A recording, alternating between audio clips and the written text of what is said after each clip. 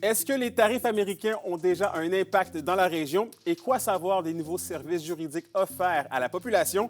Voilà les questions qu'on s'est posées pour vous.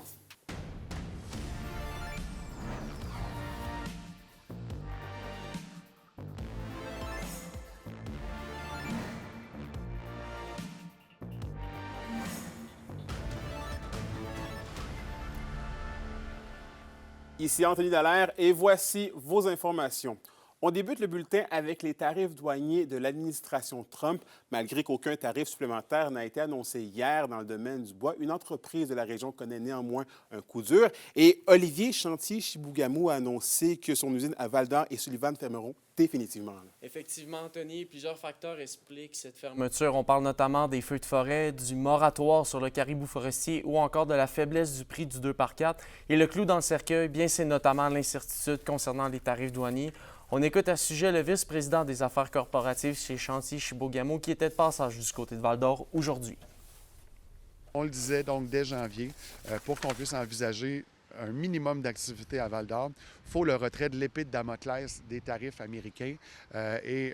Évidemment, cette épée de Damoclès-là, malheureusement, elle est toujours au-dessus de nos têtes. Donc, c'est le contexte dans lequel s'inscrit cette très malheureuse décision de devoir fermer définitivement les activités de sillage à Val-d'Or.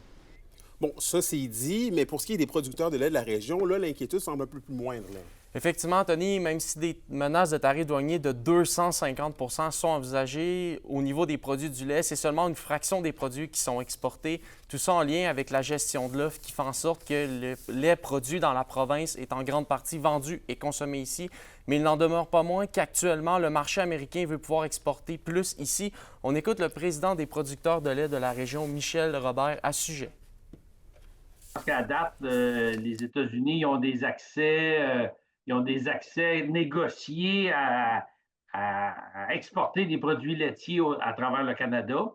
Il y en a pour, j'ai les chiffres ici, il y en a pour, dans l'année passée, là, ils ont exporté 877 $, 1 million de dollars qui ont exporté de produits laitiers au Canada. Là. Fait que, puis nous, on exporte 360 millions. Fait que c'est une balance commerciale négative envers le Canada. Fait que...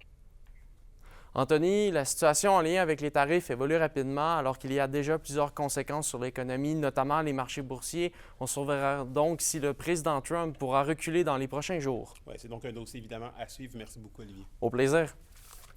Du côté du système judiciaire en Abitibi-Témiscamingue, le ministre québécois de la Justice, Simon Jolin Barrette, a annoncé cet après-midi que 2 projets majeurs étaient en déploiement dans la région. Un reportage de Félix Blaquière. La région aura le déploiement d'un tribunal spécialisé en matière de violences sexuelles et conjugales, notamment à Amos, Val-d'Or, Ville-Marie et Rouyn-Noranda, en donnant accès aux victimes à un accompagnement spécialisé avant, pendant et après les procédures, en aménageant des endroits spécifiques pour les plaignants dans les palais de justice pour ne pas que ceux-ci aient à rencontrer leurs agresseurs, par exemple. Le ministre de la Justice, Simon Jolin Barrette, assure que c'est un changement de culture dans le traitement des dossiers de violences sexuelles et conjugales. Le Calax d'Amos est déjà mobilisé pour assurer la transition. Tous les groupes de la région, on a déjà commencé à se rencontrer. On a déjà commencé à voir comment on allait pouvoir s'arrimer, mettre l'épaule à la roue, puis apporter ce qu'on veut. Hein, l'ultime but de chacun des intervenants, que ce soit judiciaire ou social, c'est vraiment de favoriser un passage au niveau de la justice qui soit plus réparateur, qui soit plus humain aussi et qui ne soit pas revictimisant. Autre nouvelle dans le système judiciaire témiscabitibien, un programme d'arbitrage et de médiation sera déployé pour les dossiers aux petites créances de 5 000 $ et moins. La démarche vise à simplifier le processus pour ceux qui seraient impliqués dans un litige, mais aussi à raccourcir les délais. Donc, passer de 10 à 11 mois présentement pour ce type de dossier dans la région à 3 à 6 mois avec l'aide du programme. Le ministre de la Justice croit que le système judiciaire ne devrait pas être une montagne pour ceux qui auraient à s'en servir, d'où le déploiement de tels outils dans la région. Félix Blaquière, RNC Nouvelles, Val-d'Or. Au culturel, dans le cadre du volet Agora Plus de l'Agora des Arts, la sortie de résidence Nous, lettres de noblesse de la compagnie production quelque part est présenté ce samedi à 19h. Les artistes Joël Nawedge, Carl Itage et la Rouyn-Norandienne Julie Renaud seront mis à l'honneur. Cette présentation est précédée d'une résidence de création de 7 jours et raconte l'histoire de deux êtres confrontant leur origine entre Rouyn-Noranda, Montréal et la République démocratique du Congo. Cette sortie de résidence est offerte en billetterie solidaire, alors le prix des billets varie entre 0, 15 et 30 $. Et au sport, dure soirée dans la LHJMQ pour nos deux équipes de la région hier soir. Pendant que les Huskies n'ont pu compléter le balayage dans leur série face aux Olympiques, les Foreurs n'ont plus le droit à l'erreur. Un reportage d'Alexis Dumont. Les Olympiques n'avaient pas dit leur dernier mot hier soir dans leur série face aux Huskies. La Meute menait la série 3-0 et pouvait éliminer Gatineau hier, mais les Olympiques avaient d'autres plans. La troupe d'Alexis Loiseau a profité d'un avantage numérique pour ouvrir la marque en début de deuxième, puis par la suite, Lucas Landry a profité d'une mauvaise sortie du gardien Samuel Meloche pour marquer un deuxième but pour Gatineau.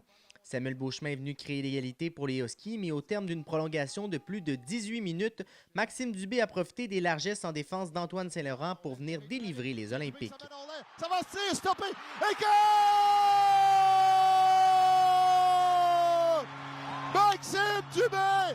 Le rendez-vous est donc donné, match numéro 5, vendredi soir à Rouyn-Noranda. À Val-d'Or, les Foreurs n'ont pu répéter le scénario de la veille hier. Après une première période bien disputée, la chaîne a débarqué en deuxième. Cole Chandler est d'abord venu ouvrir la marque pour Shawi en avantage numérique, puis à peine une minute plus tard, Louis-Philippe Fontaine a profité d'une échappée pour déjouer le gardien Cédric Mancé, allant même jusqu'à forcer Maxime Desruisseaux à changer de gardien malgré seulement 2 buts accordés.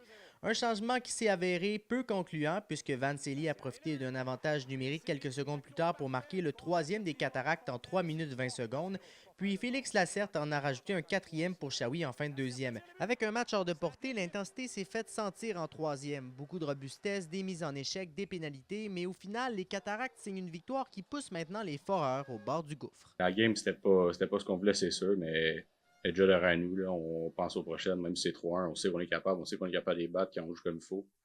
Puis la deuxième période, on n'a pas été à hauteur de ce qu'il fallait. Puis on se reprend la prochaine game. 2 des 3 derniers matchs, on n'a pas joué sur 60 minutes. T'sais, ce soir et en deuxième période, c'est ce qui a fait défaut. Le dernier match à Shawinigan, notre premier 20 minutes, il n'était pas à la hauteur de ce qu'on est capable, donc ça prend un 60 minutes. C'est difficile, par exemple, quand l'intensité est à ce niveau-là, de garder ce rythme-là pendant 60 minutes, c'est difficile, mais on est capable de le faire. Puis quand on le fait, bien, il se passe des belles choses. La question est maintenant comment l'équipe tentera de se relever en vue du match numéro 5. De jouer comme on l'a fait en première. Ça, on les avait en première. Si on joue 3 périodes vendredi, j'ai aucun doute qu'on est capable de les battre. Les Foreurs n'ont donc plus droit à l'erreur. Ils feront face à l'élimination dès vendredi soir, ici même au centre Nico Eagle. Si Val-d'Or souhaite remporter cette série, ils devront remporter le prochain match ici même vendredi soir, ainsi que remporter ceux de lundi et mardi prochain qui seraient disputés à Shawinigan. Alexis Dumont, RNC Nouvelles, à Val-d'Or.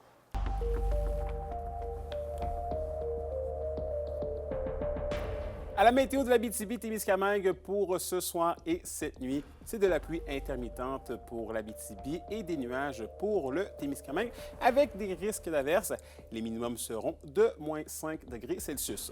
Pour la journée de demain, c'est généralement nuageux pour tous les secteurs avec des risques d'averses pour l'Abitibi.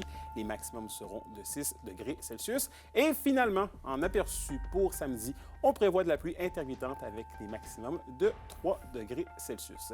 Et voilà, c'était vos informations régionales. Merci encore une fois d'avoir été des nôtres. Nous, on se dit bien évidemment à demain pour la suite des choses. D'ici là, prenez soin de vous.